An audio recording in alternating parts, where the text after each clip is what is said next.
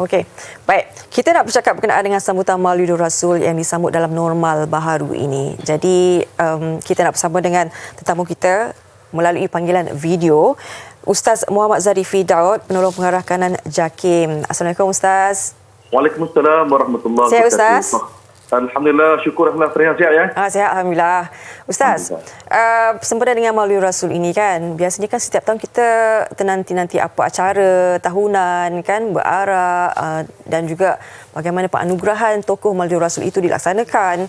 Jadi mungkin tahun ini agak luar biasa. Jadi mungkin JAKIM telah mengatur cara kan untuk mengimarahkan lagi sambutan Maulid Rasul dalam normal baru ini.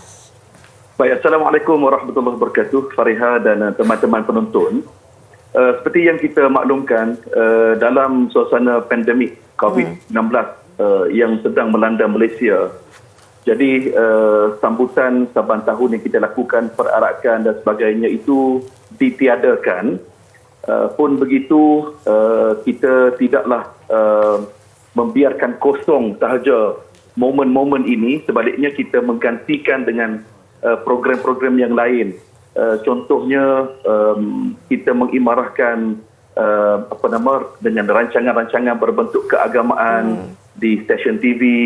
Kemudian kita mengaktifkan konten-konten di media sosial JAKIM sebagai contoh. Dan selain itu kita aktifkan juga kuliah-kuliah ataupun syarahan-syarahan di atas talian. Jadi saya kira seperti yang Farihah sebut tadi betul, ini merupakan sambutan norma baharu.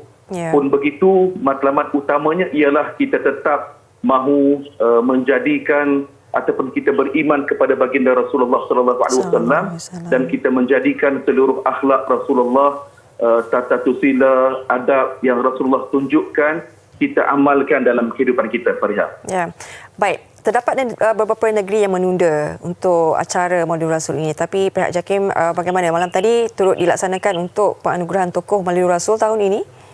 Ya, betul Farihah.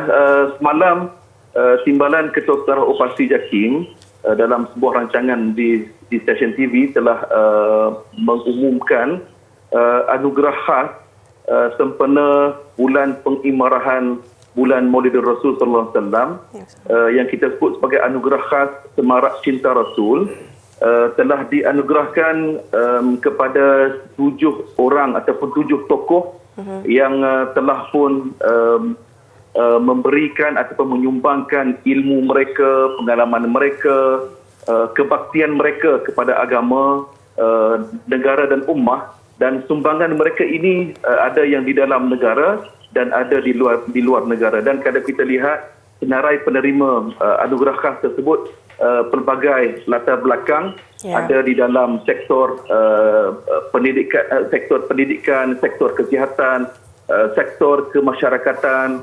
Jadi harapan kita anugerah seumpama ini akan terus memberikan semangat kepada kita semua untuk terus kita berbakti kepada agama dan negara dan ummah.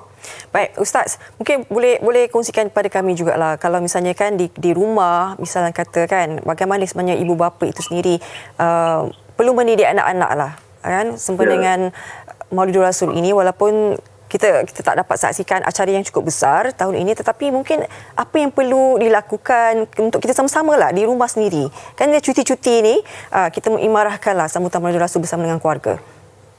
Saya suka soalan Farihah ini. Sekarang ini, marilah kita bawa semangat cinta Rasul itu ke dalam rumah tangga kita. Bagaimana? Yang pertama sekali, kita imarahkan salat berjamaah di dalam rumah, satu. Yang kedua, kita membaca Al-Quran dan kita melihat kepada tafsir ataupun terjemahan Al-Quran, kita ambil ibrah setiap ayat Al-Quran yang kita baca. Kita mula yang ringkas dahulu, kita mula dengan juzuk amma, juzuk 30 terlebih dahulu. Surah Ad-Duha pun boleh, apa-apa surah lah kita mulakan. Yang ketiga, saya nak syorkan kepada para penonton, alangkah baiknya dengan sempena bulan Maulidur Rasul sallallahu alaihi wasallam, kita membaca buku-buku hadis baginda Rasulullah sallallahu alaihi wasallam. Contohnya buku Syama'il Muhammadiyah telah pun ada terjemahan dalam bahasa Melayu kita. Yang kedua, hadis Riyadhus Salihin pun sudah ada terjemahan di dalam bahasa Malaysia. Dan yang ketiga, hadis 40. Ini juga merupakan buku-buku yang elok kita baca hadis dan kita ajarkan hadis-hadis ini kepada isteri, suami dan anak-anak. Sebagai contoh, Fariha, kalau kita tengok akhlak Rasulullah sallallahu alaihi wasallam dalam sebuah riwayat Imam Al-Bukhari, seorang sahabah yang bernama Al-Aswad bin Yazid, beliau telah bertanya kepada Sayyidatina Aisyah, isteri Rasulullah. Dia tanya kepada Aisyah, di rumah Nabi sallallahu alaihi wasallam buat apa ya? Dia tanya kepada isteri Nabi. Jadi Aisyah menjawab, Nabi sallallahu alaihi wasallam di rumah, Nabi membantu kerja isterinya.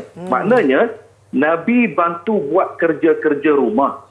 Dan apabila azan berkumandang, Nabi sallallahu alaihi wasallam pun keluar untuk solat. Jadi dalam hadis yang lain diisyaratkan kepada kita, Nabi sallallahu alaihi wasallam jahit baju ataupun menampal baju yang koyaknya sendiri, kemudian membaik pulih kasutnya pun sendiri. Jadi maknanya hadis-hadis ini menunjukkan kepada kita, para suami, kalau nak ikut Nabi, bukan kalaulah kita mesti ikut Nabi, mari kita bantu isteri melaksanakan tugas-tugas di rumah. Jadi ini maknanya Nabi sumber kehidupan kita.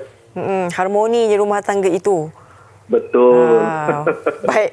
Ustaz, terima kasih di atas perkongsian. Salam Sama-sama, Maulid Fariha. Rasul daripada kami di sini, Ustaz.